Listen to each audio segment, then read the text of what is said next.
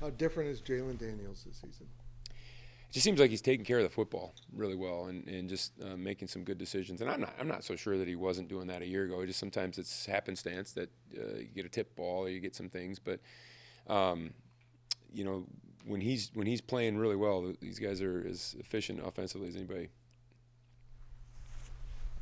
Who are you going to rely on more and more without Toby in the lineup? Yeah, it stinks because he'd be perfect for a game like this. Where you're going to have to chase a guy around a whole bunch, and he's probably the one guy that we have that can do it.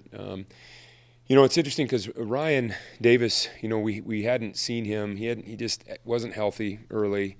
Obviously missed a number of games there, and then when he came back, he was still not quite who we saw in the spring and who we saw early in fall camp. And I think he's getting better and better and a little bit more comfortable. I think, health is going to be a thing for him probably all year long.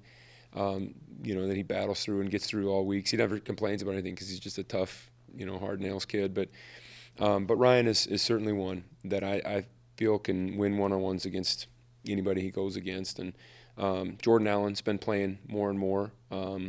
We did a few things with Dalton Knapp, true freshman this week, who's proven to us through some of the developmental things that we're doing that he can rush and be in that role. I don't think he's quite ready to be an every down guy, but I think he can help us on third down. So we're trying to move that around, try to get better rushers out there in the situations where they're going to rush. The Henderson receiver is pretty explosive. Just kind of what's impressed you about him? Yeah, he can run. He's very explosive, and I think they do a great job of designing things to get him, a post over the top of some concepts, and they try to do some things to isolate him and get him one-on-ones, as everybody should try to do. But I think they do a really good job of scheming that stuff, always have, and he's one guy that can take the top off of things, so we have to know where he's at. And they move him around, so it's not easy to and there's so many trades, shifts, and motions, you'd say he's going to be in this spot or that spot. It's just not plausible to say he's going to be anywhere, so we have to have some awareness of where he might finish in the formation. This is the one team you guys play every season. Does that familiarity give you an advantage, or is it harder to go against? It's difficult. This week is just it's a blast when you get closer to the game, but it's miserable leading up to it because they have such diversity in their offense. And the days of you could look at a hit chart and say this is who this team is. That doesn't exist very much in college football anymore. Maybe with a few teams, but what Kansas has done formationally last week is not apply to what they're going to do this week. So it's hard for us to say, okay, out of 3-by-1, they're always going to run this run play, or they always have this pass concept. That's not who this is. So that makes the prep more difficult for teams like this because they're going to present what they do in a million different ways, and that's what makes them good, makes them effective and hard to stop. So there's familiarity in terms of we know their personnel. We have a lot of respect for their coaches and their staff. But as far as saying, hey, we can dial down on this or that, I don't know if that really exists with a team that plans things out as well as Kansas does. How much do offenses change what they do over a bye week? Considerably, I would say. I think things move so fast within the course of a given week, just a Saturday to Saturday, that of course, everybody spends time on what we call the self-scout, and you look at the things that you do and the things that. But then on the bye weeks, and we're no different. I mean, you sit down and then you actually go and watch the cut-ups. Okay, this is what we look like in pro trips. This is where our explosive play issues are. This is what, that's how we spent our Monday, Tuesday, Wednesday of last week. And so I think that the bye week just gives you more time to make drastic changes that you wouldn't typically make. I don't know if your process changes a whole lot. I think everybody's aware, hey, we blitz a lot on this down and distance, or they don't blitz a lot on this down and distance. But I think from an offensive perspective, I think they're probably taking a good look at what they do formationally and tells that they might have, and I think they're probably looking at some of their run-pass tendencies the same way that we are, and they're probably adapting and adjusting. So, yeah, it's sometimes easier to play a team, not sometimes, definitely easier to play a team when they have to go through that quick, hey, it's Monday, we got practice, we got to get ready, as opposed to having all this time that they're going to have.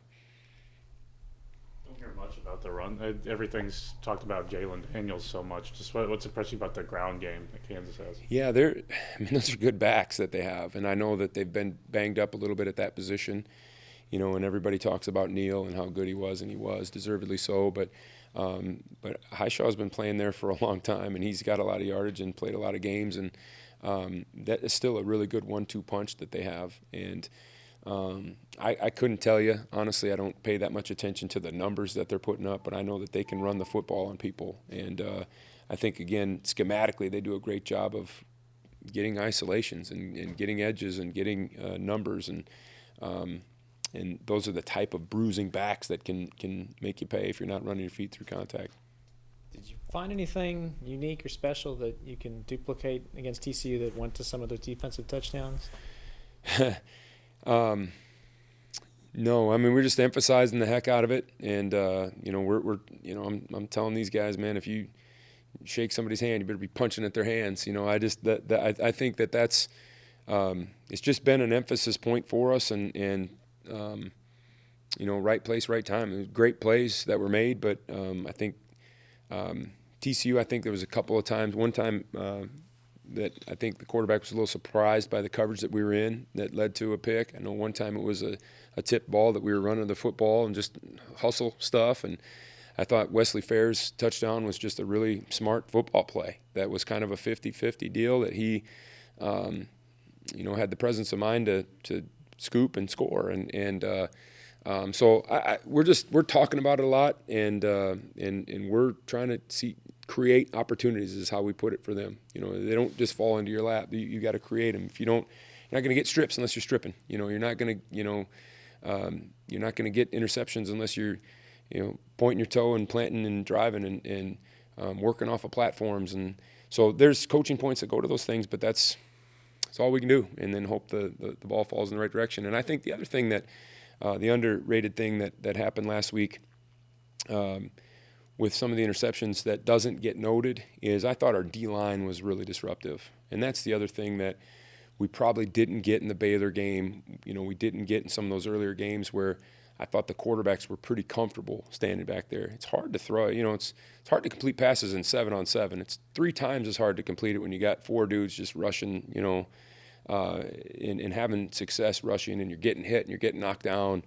That's where some of those errant throws come, and that's where some of those balls that get tipped, they come out a little hot so the tailback can't catch it and it falls into Dez's hands. I mean, those are, they look like luck plays, but they're not luck. It's created because of somebody and some reason, and I thought the D-line was kind of the underestimated, undervalued reason for some of those.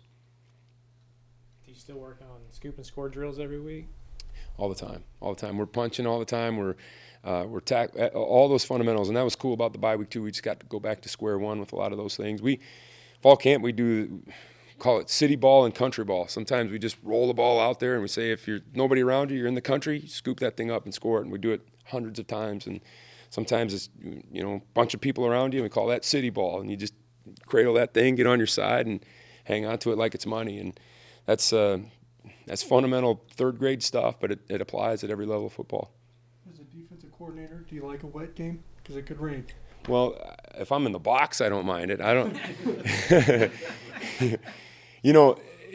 Daniels is interesting to me. I've always been impressed by.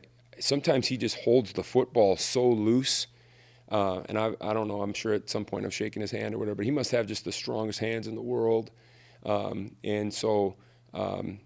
Maybe a wet ball slips out of there. I'm hoping, but I don't know if it'll affect him as much as it would affect some other guys. I've shaken some hands of some NFL quarterbacks, and sometimes I'm surprised by the little tiny hands. They made a big deal. What was that guy from Pittsburgh a couple years ago? How tiny his hands were. It's yeah, Kenny Pickett. Yeah, I don't know if there's any validity to that or not, but I think that in a wet ball game that could be a thing. So hope it rains its ass off.